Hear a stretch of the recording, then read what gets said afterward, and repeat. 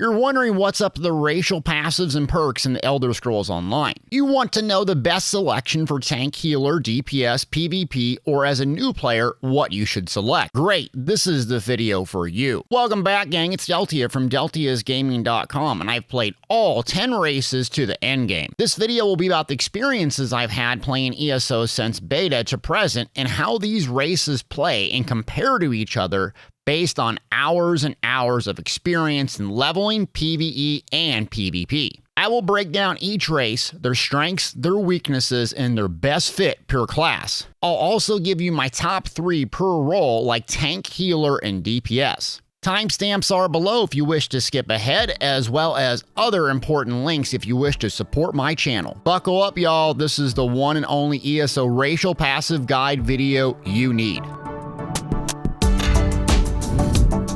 For those that don't know, the Elder Scrolls Online has 3 factions, each with 3 unique races that add passive bonuses. There is a bonus race Imperial, which requires a separate crown store purchase or the pre-purchase of the Imperial Edition, making a grand total of 10 races. Each race has unique passive bonuses or racial perks which can be obtained at various levels with skill points. These passives come in 2 forms. 1, non-performance based perks such as Argonian swim speed, and 2, performance-based perks like added max stats, recovery, or movement speed, to name a few. You can also make an additional crown store purchase if you wish to use any race on any alliance or faction. So with 10 total races, each with their own unique passes, does race really matter and their bonuses really that important? The short answer, yes and no. For 99% of the population that plays the Elder Scrolls Online, race matters very little in terms of performance. Your racial passives is not the reason you're good or bad at the game. Let me say this again very clearly. Your race is not going to determine how good you are at ESO, period. How do I know this? Because I was the guy that would race swap every month thinking that was my issue. It was not. My understanding of the game, my time under the keyboard and getting better, my gear, reaction time, and so many other factors that contribute way more to your performance than race. Take a Khajiit DPS, for example. For the 1% in the hardest, top-tier trial hard modes, yes, this makes a difference. But for the vast majority of players, an Argonian DPS will do just fine. The too long didn't read version of this: stop worrying so much about your race's performance and pick what's best based on fit for your playstyle and class. Thankfully, I've played them all to endgame, as you can see from this footage, and for years and years will give you an ideal fit based on my experience. The first alliance up is the Aldmeri Dominion, with the first race being the Altmer or High Elf. The name says it all here. These super tall and slender looking elves take themselves very seriously. The High Elf possesses the holy trinity for a good magic race: max stats, spell damage, and magic resource sustain. High Elf is frankly god tier, making High Elf my favorite all-around magic DPS race out there, and I cannot recommend them enough for PvE and PvP. Though technically, Khajiit can outperform them in damage at endgame. More on that later. The only weakness of the High Elf is the lack of stamina pool bonus, though you do have weapon damage and stamina sustain bonus if you want to switch to a stamina playstyle later in endgame. My all-time favorite fit for High Elf is Magicka Templar or Magplar, because you get your damage reduction by 5% for channeled abilities, making your main spammable sweeps or jabs a match made in heaven and a go-to if you don't know what else to pick. Wood Elf is up next, and my least favorite visually, as I'm not a big fan of small elves. Yes, start the hate comments now. The strengths of the Wood Elf is a very well-rounded stamina-focused race with max stamina and stab and recovery, while adding a very unique bonus: increased movement speed by 5%.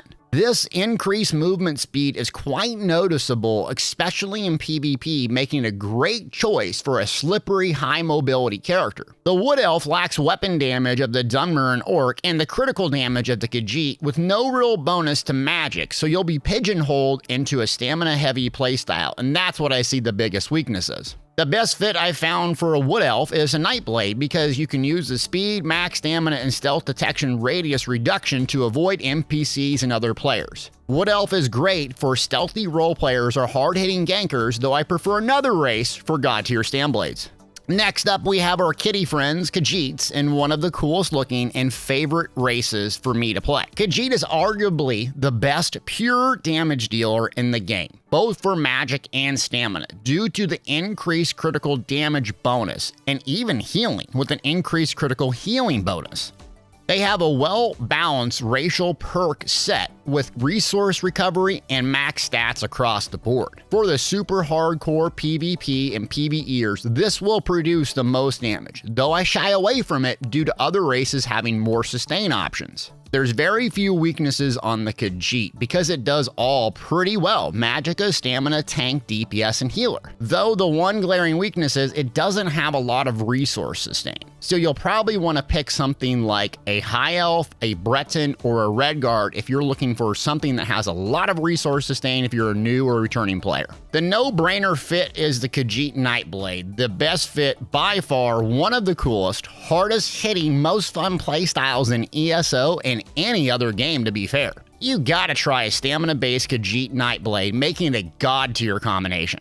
Next alliance up is the Daggerfall Covenant, and the first race is a Breton, a humanoid-looking race. The race strengths are absolute mind-blowing sustain, reduction magicka cost by 7% along with increased resistances, magic recovery, and max stats. If you're starting up a magicka-based character and lack sustain due to lower champion points or gear, or you're unfamiliar with the mechanics of Elder Scrolls Online, this is a great selection. The weakness is it lacks the spell damage or crit damage healing bonus of other races, making other races hit and heal harder technically, though you can't match the Breton sustain. The best fit I found is a Breton Warden healer in PvP and PvE, making you extremely hard to kill even in heavy armor, also allowing you to constantly provide buffs and burst heals for your team. Next race is the Redguard, another humanoid-looking race with god-tier sustain to match that of the Breton, only the stamina version. Redguard gives you increased max stats, reduction cost of weapon abilities and snares, but an unmatched adrenaline rush, giving you 1005 stamina back every 5 seconds when you deal damage, on top of 8% reduction in weapon ability cost. This is the go-to race for those lacking champion points or gear sets which optimize sustain like Vicious Ophidian. One glaring weakness is the lack of weapon damage, and the snare reduction is weak in comparison to the Orc or Bosmer movement speed bonuses.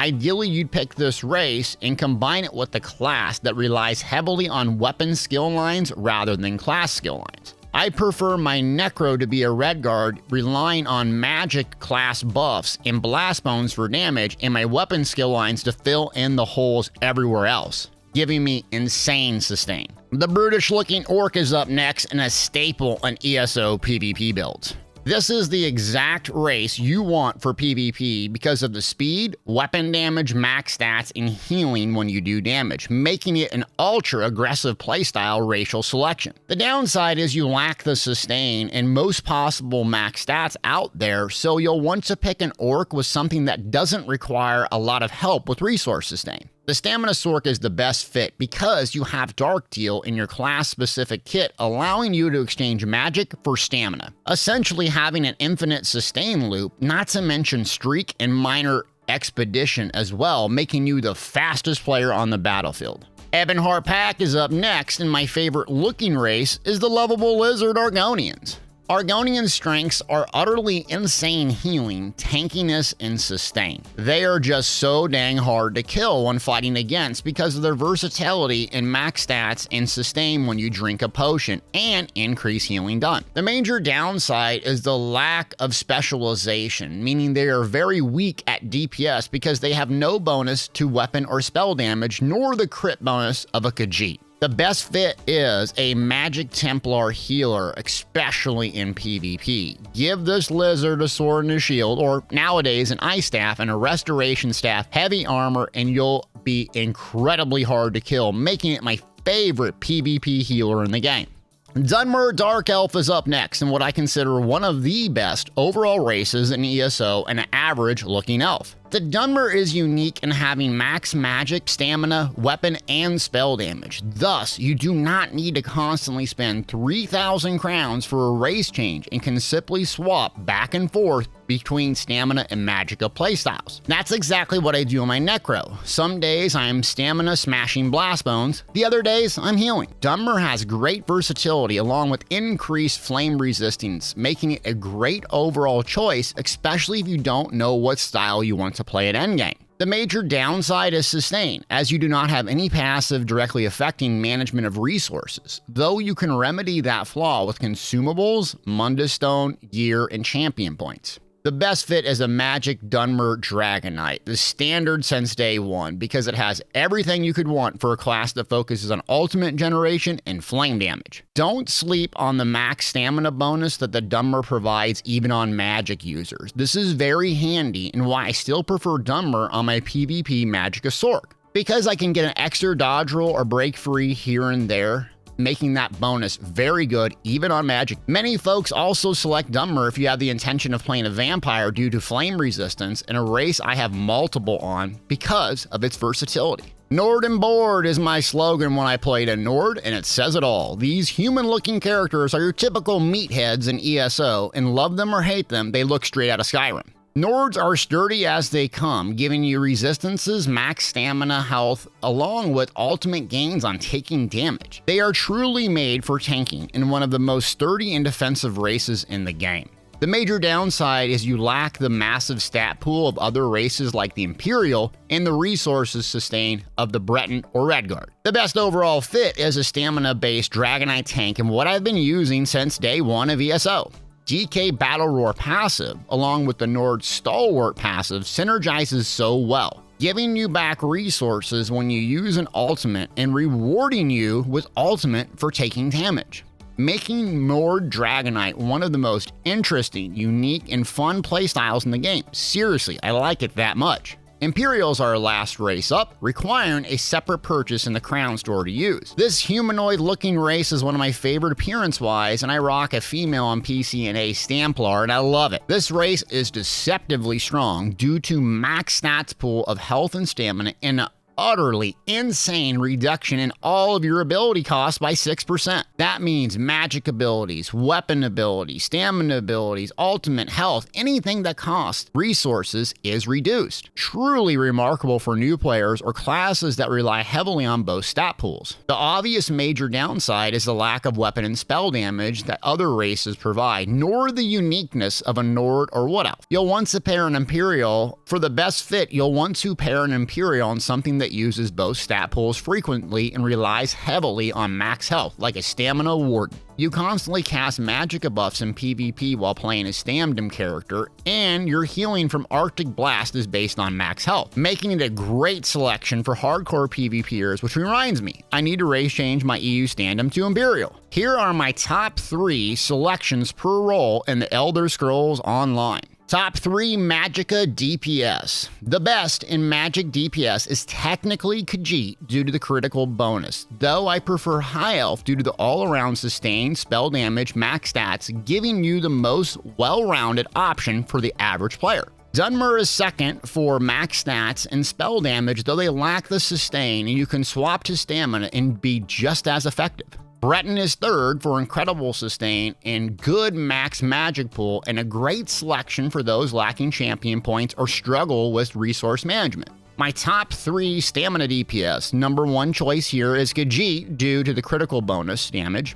And it has everything you could want. Max stats, resource sustain, and that critical damage is very noticeable the higher level content you start to do. Number 2 would be an Orc if you prefer to do PvP because of the speed when sprinting and the healing when doing damage. And if you want to PvE, I prefer Dark Elf because of the max stamina and weapon damage passive, though you lack sustain. Third would be Redguard because of its mind-blowing sustain, making it again a great selection for newer players who lack champion points or or struggle with resource sustain. My top 3 tanks. Nord. Overall, Norden board says it all, giving you balance of everything minus sustain, especially if you play a Dragonknight. The Stalwart and Battle Roar passive synergizes so well, it's hard to play anything else on a tank. Number 2, Argonian, which has the added benefit of resource sustain when drinking a potion, giving you another fun and interesting playstyle, not to mention increased healing in a decent max stat pool. Imperials are my 3rd choice and are a great selection because they have a tremendous max stat pool and resource sustain via reduction in cost, though Imperial lacks the ultimate generation or the uniqueness of the Argonian. My top 3 healers. I prefer Argonian for their percentage healing bonus, though you could make a case for Khajiit due to the critical healing bonus they have. Not to mention Argonians are just very tanky, and sometimes in PvE and PvP, this can be the difference between a wipe and a clear. Breton is my 2nd choice because the reliance on sustain as a healer, providing high cost abilities, buffs, and resources. Khajiit would be my 3rd, literally because of the critical healing bonus and decent sustain and max stat pool.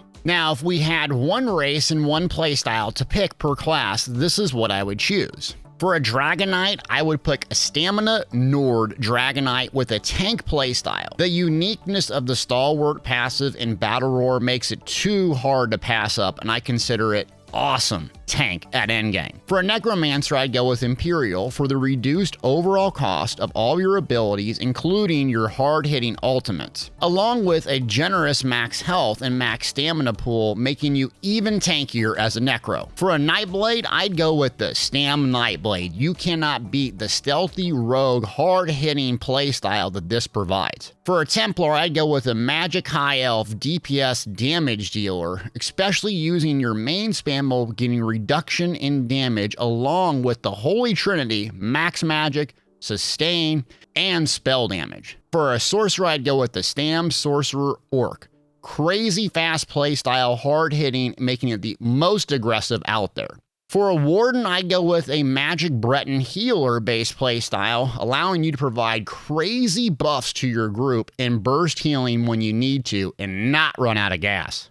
This was a very long video, and if you're still watching, thank the maker. I hope you got something out of the video as I poured my heart and soul into ESO for years on end and truly have played all these races as you can see from this video. Again, ESO is a game. Race matters, but not as much as your enjoyment and fun with it. If you like Argonians because of the tail, play it. Who gives a damn what anyone else thinks?